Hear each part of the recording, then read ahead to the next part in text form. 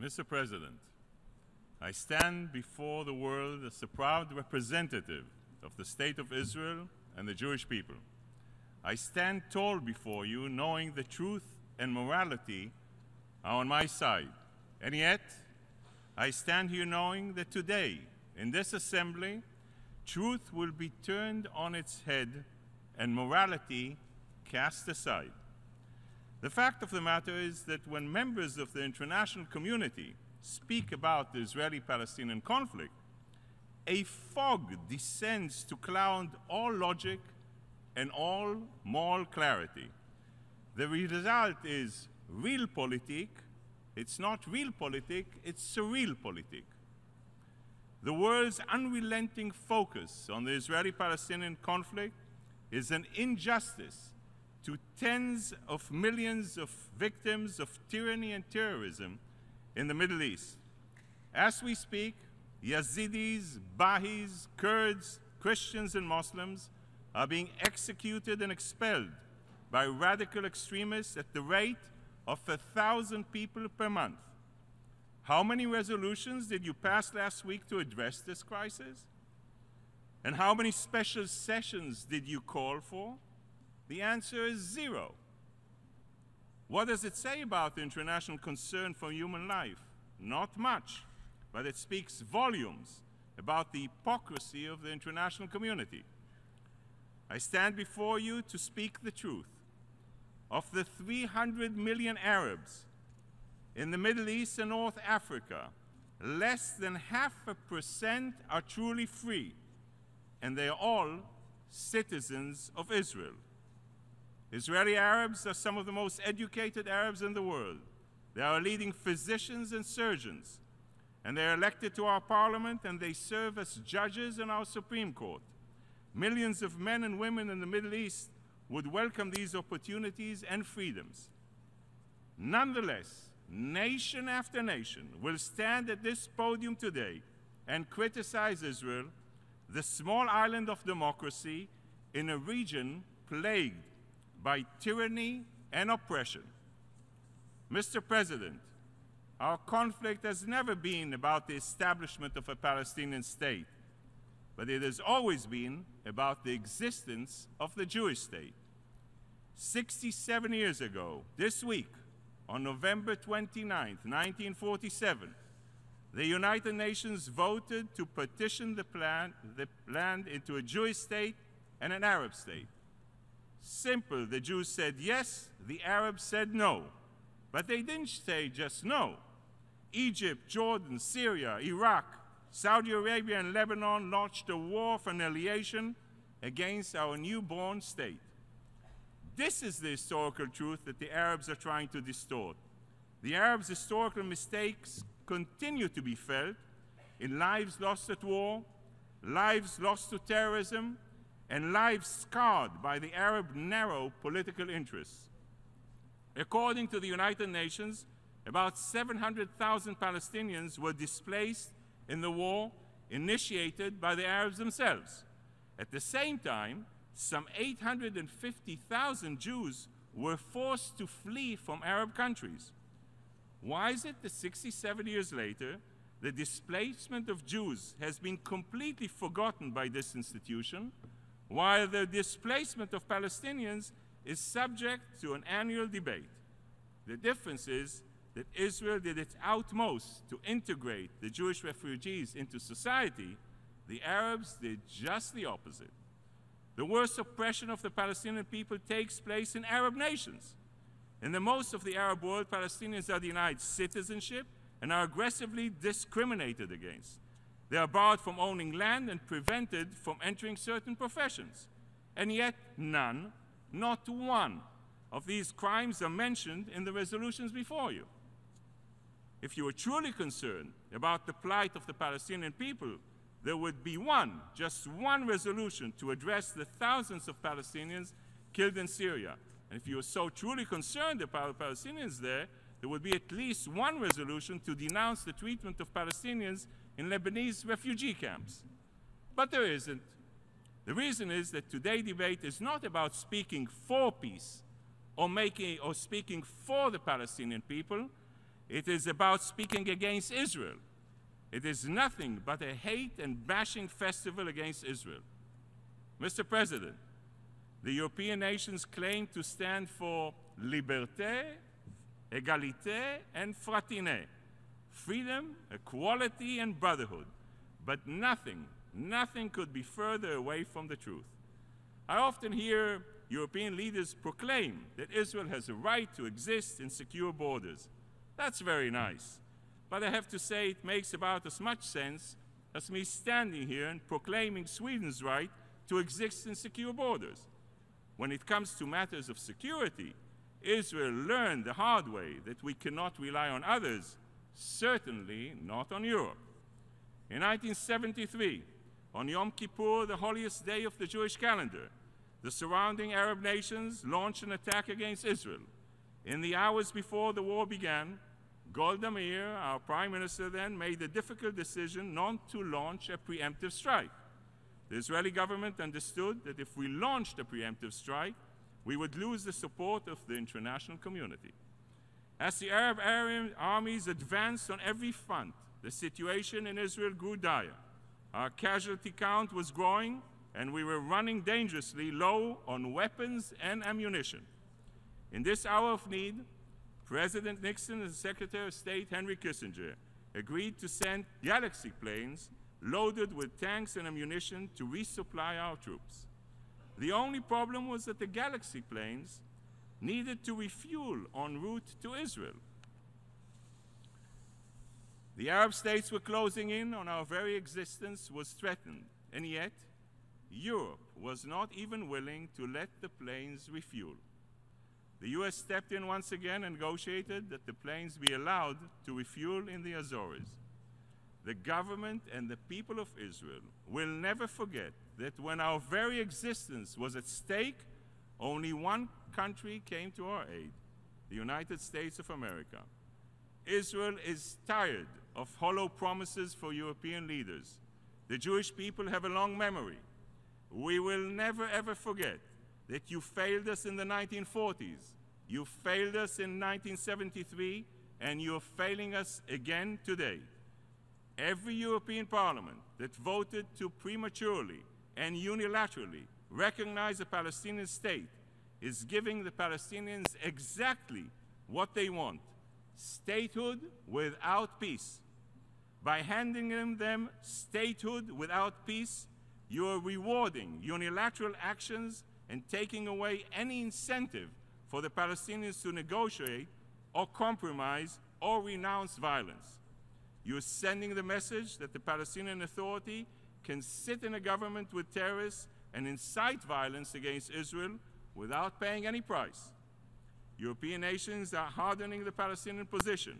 You're giving them exactly what they want: statehood without peace. The first EU member to officially recognize a Palestinian state was Sweden. One has to wonder why the Swedish government was so anxious to take this step. When it comes to other conflicts in our region, the Swedish government calls for direct negotiations between the parties. But for the Palestinians, surprise, surprise, they roll out the red carpet. State Secretary Söder may think she's here to celebrate their government's so-called historic recognition, when in reality it is nothing more than an historical mistake. The Swedish government may host the Nobel Prize ceremony, but there's nothing noble about this cynical political campaign to appease the Arabs in order to get a seat at the Security Council. Nations on the Security Council should have sense, sensitivity, and sensibility. Well, the Swedish government has shown no sense, no sensitivity, and no sensibility. Just nonsense. Israel learned the hard way that listening to the international community can bring about devastating consequences. 2005, we unilaterally dismantled every settlement and removed every citizen from the Gaza Strip. Did this bring us any closer to peace? Not at all. It paved the way to Iran to send its terrorist proxies to establish a terror stronghold on our doorstep. I can assure you that we won't make the same mistake again. When it comes to our security, we cannot and we will not rely on others. Israel must be able to defend itself by itself. Mr. President, the State of Israel is the land of our forefathers. It is the land of our forefathers, Abraham, Isaac, and Jacob. It is the land where Moses led the Jewish people, where David built his palace, and where Solomon built the Jewish temple, and where Isaiah saw a vision of eternal peace. For thousands of years, Jews have lived continuously in the land of Israel. We endured through the rise and fall of the Assyrian, Babylonian, Greek, and Roman empires. And we endured through thousands of years of persecution, expulsions, and crusades. The bond between the Jewish people and the Jewish land is unbreakable. Nothing can change one simple truth. Israel is our home, and Jerusalem is our eternal capital. And at the same time, we recognize that Jerusalem has special meaning for other faiths. Under Israeli sovereignty, all people, I'll repeat that, all people, regardless of religion and nationality, can visit the city's holy sites. And we intend to keep it this way. The only ones trying to change the status quo on the Temple Mount are Palestinian leaders. President Abbas is telling his people that Jews are contaminating the Temple Mount. He has called for days of rage and urged Palestinians to prevent Jews from visiting the Temple Mount using, and I quote, all means necessary. These words are as irresponsible as they are unacceptable. Ladies and gentlemen, you don't have to be a Catholic to visit the Vatican. You don't have to be Jewish to visit the Western Wall. But some Palestinians would like to see the day when only Muslims can visit the Temple Mount. You, the international community, are lending a hand to extremists and fanatics. You who preach tolerance and religious freedom should be ashamed. Israel will never let this happen. We will make sure that the holy places remain open to all people of all faiths for all time. Mr. President, no one wants peace more than Israel. No one needs to explain the importance of peace to parents who have to send their children to defend our homeland. No one knows the stakes of success or failure better than we Israelis do. The people of Israel have shed too many tears and buried too many sons and daughters. We are ready for peace, but we are not naive. Israel's security is paramount. Only a strong and secure Israel can achieve a comprehensive peace. The past month should make it clear to anyone that Israel has immediate and pressing security needs. In recent weeks, Palestinian terrorists have shot and stabbed our citizens and twice driven their cars into crowds of pedestrians. Just a few days ago, terrorists armed with axes and a gun savagely attacked Jewish worshippers during morning prayers. We have reached the point when Israelis can't even find sanctuary from terrorism in the sanctuary of a synagogue. These attacks didn't emerge out of a vacuum. They are the results of years of indoctrination and incitement. A Jewish proverb teaches us the instruments of both death and life are in the power of the tongue. As a Jewish and Israeli, I know with utter certainty that when our enemies say that they want to attack us, they really mean it. Hamas' genocidal charter calls for the destruction of Israel and the murders of Jews worldwide. For years, Hamas and other terrorist groups have sent suicide bombers into our cities, launched rockets into our towns, and sent terrorists to kidnap and murder our citizens. And what about the Palestinian Authority? It is leading a systematic campaign of incitement. In schools, children are being taught that Palestine will stretch from the Jordan River to the Mediterranean Sea. In mosques, religious leaders are spreading vicious libels, accusing Jews of destroying Muslim holy sites. In sports stadiums, teams are named after terrorists.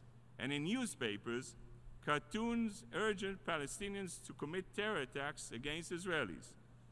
Children in most parts of the world grow up watching cartoons of Mickey Mouse singing and dancing.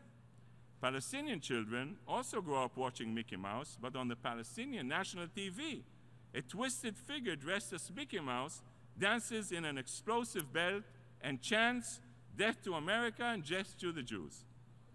I challenge you to stand up here today and do something constructive for a change. Publicly denounce the violence, denounce the incitement, and denounce the culture of hate. Most people believe that at its core, the conflict, the battle between Jews and Arabs and Israelis and Palestinians. They're wrong. The battle that we're witnessing is a battle between those who sanctify life and those who celebrate death. Following the savage attack in Jerusalem, synagogue celebrations erupted in Palestinian towns and villages. People were dancing in the street and distributing candy. Young men posed with axes, loudspeakers at mosques called out congratulations, and the terrorists were hailed as martyrs and heroes. This isn't the first time that we see the Palestinians celebrate the murder of innocent civilians. We saw them rejoice after every terror attack on Israeli civilians, and they even took to the streets to celebrate September 11th attack on the World Trade Center right here in New York City. Imagine the type of state this society would produce. Does the Middle East really need another terrorocracy? Some members of the international community are aiding and abetting its creation. Mr. President, this morning, as we came into the United Nations, we passed the flags of 193 member states. If you take time to count, you will discover that there are 15 flags with a crescent, 25 flags with a cross, and there is one flag only of the Jewish Star of David. Amidst all the nations of the world, there is one state, just one small state, nation state for the Jewish people. And for some people, this is one too many. As I stand before you today, I am reminded of all the years when Jewish people paid for the world's ignorance and indifference in blood. Those days are no more. We will never apologize for being a free and independent people in our sovereign state, and we will never apologize for defending ourselves. To the nations that continue to allow prejudice to prevail over truth, I say, j'accuse. I accuse you of hypocrisy, and I accuse you of duplicity. I accuse you of lending legitimacy to those who seek to destroy our state. I accuse you of speaking about Israel's right of self-defense in theory, but denying it in practice. And I accuse you of demanding concessions from Israel, but asking nothing of the Palestinians. In the face of these offenses, the verdict is clear. You're not for peace, and you're not for the Palestinian people. You're simply against Israel.